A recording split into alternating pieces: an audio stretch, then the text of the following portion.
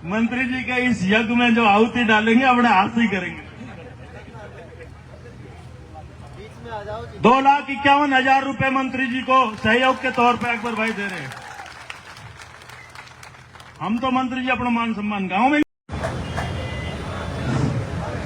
बहुत ही मान सम्मान के योग, पूर्व में 2 बार विधायक और मंत्री रहे और आने वाले टाइम में अगर मार्जिन तुमने बढ़ा दियो तो शायद डिप्टी सीएम भी बन सकता है हमारा।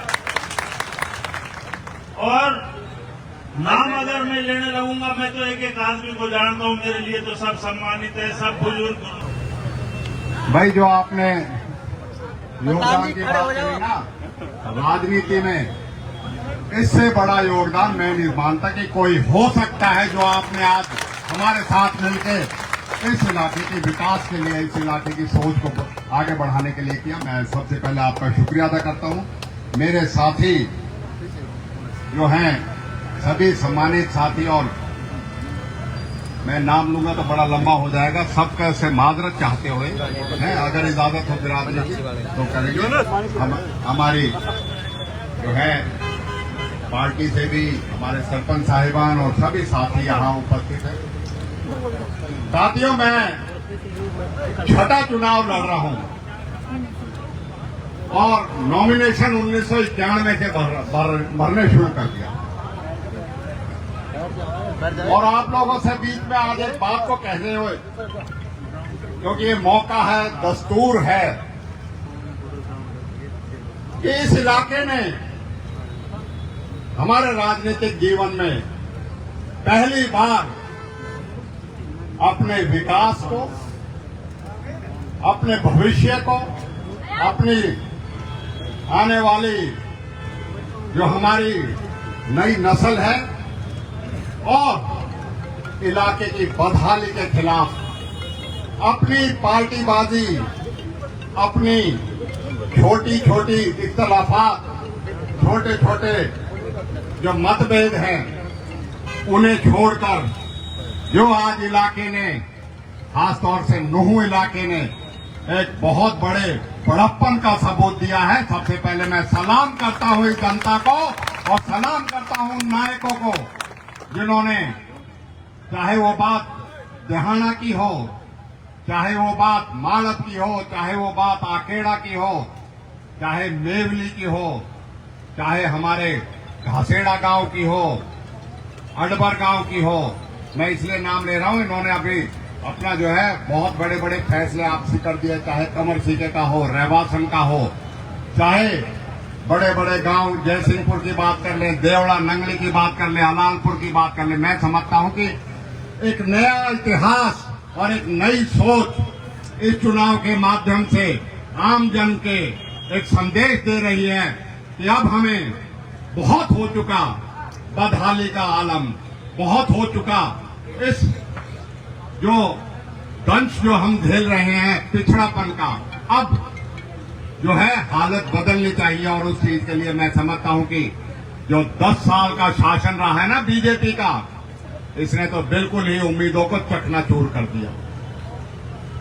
मैं आज आपके बीच में कहता हूं कि हमने 2005 से 2014 तक मिलके उनमें इलाके को जलाने के लिए, लेकिन मैं सम्मान करता हूं, मैं उन लोगों का सम्मान करता हूं जिन्होंने आगे बढ़ के उस षड्यंत्र को पढ़ते हुए, चाहे हिंदू थे चाहे मुस्लिम थे, उन्होंने संयम रखा।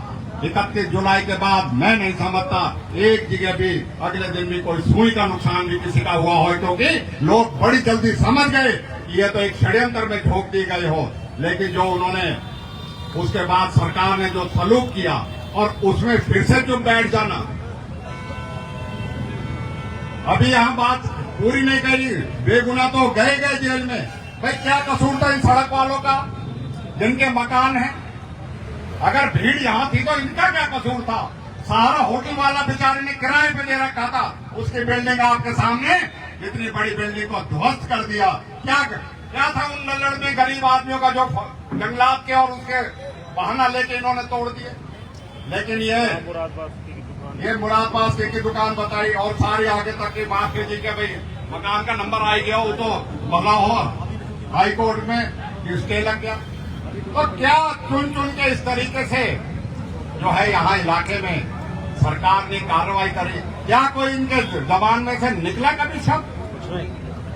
हम तो जिस दिन 31 जुलाई को साथियों कह सकते हैं 3:30-4 बजे जैसे पता लगा अपने इलाके में आए, कोई सुने ना सुने, क्योंकि उस दिन वैश्वीपना छाया होता है। हम अपने शहर को बचाने के लिए उस आग में भी कूदे थे कि इस शहर को बचाया जाए, इस भाईचारे को बचाया जाए, चाहे उसमें हमारी जान का भी खतरा था, लेकिन हमने उसकी परवाह नहीं करी। आज साथियों, इन बातों को कहने के लिए हम आपके बीच में आए हैं।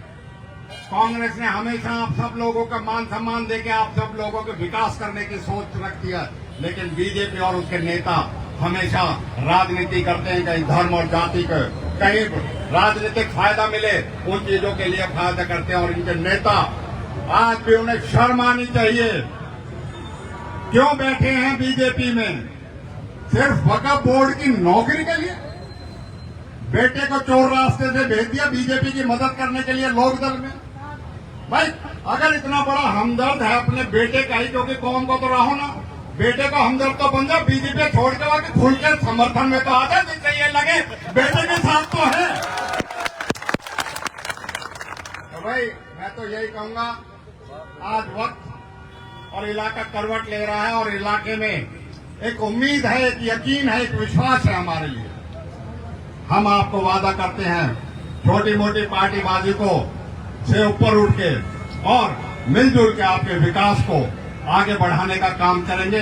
हमारे साथ जब ऐसी सोच के धनी व्यक्ति हैं, जब ये टिकट मांग रहे थे तो हमारे शहर का ही साथी इनके साथ गाड़ी में सफर कर रहा था, तो उसने एक सवाल किया कि फकरू भाई कुछ भी हो, कांग्रेस जीतती है तो यहाँ का विकास तो होता है, आप इस बात से इत्तेफाक करते हैं?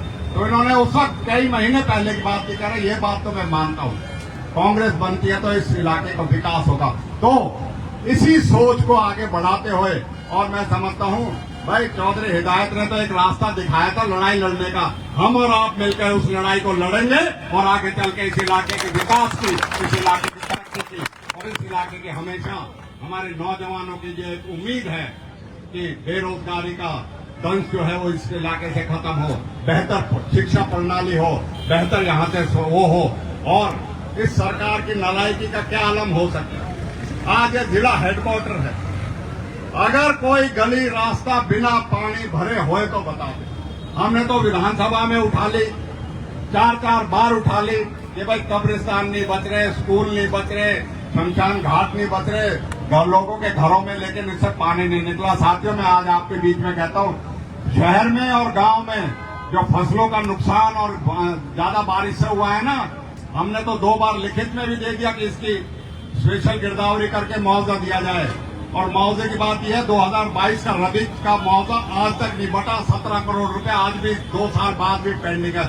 आपको ये यकीन दिलाना चाहता हूँ कि स्पेशल गिरदावरी भी कराई गई और आगे चल के इस जो जल भराव की समस्या है ना, इससे भी परमानेंट सॉल्यूशन करवाएंगे, अपने नूर शहर का भी और अपने देहात का भी। क्योंकि आज हम प्रचार करने जाते हैं तो गांव में लोग कहते हैं हमारे गांव में पानी भरा पड़ा चौधरी, तो बड़े शर्म की बात है। सरकार को संज्ञान जिन चीजों का लेना चाहिए उन्हें ना लेके, और नेता तो जो बीजेपी में बैठे हैं ना भाई, वो तो अपना घर भरण को या अपनी तसल्लीकरण को बैठे, उनने आपसे कोई मतलब नहीं है। तो भाई हम तो आपसे यही उम्मीद करते हैं कि आप लोगों की दुआओं से एक इतिहास बनने जा रहा है, उस इतिहास में आप साक्षी होंगे।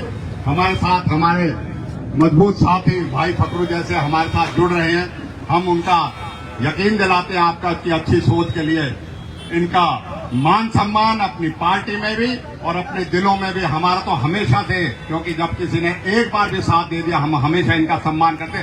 कभी कभी रूठ भी जावे हम तो चल, लेकिन हम यार जब भी कोशिश करें कि यार ठीक रखे, मना के रखें और यादू बातचीत करके रखें, क्योंकि एहसान तो जिंदगी में एक बार कर दे आदमी को, उसे याद रखना चाहिए।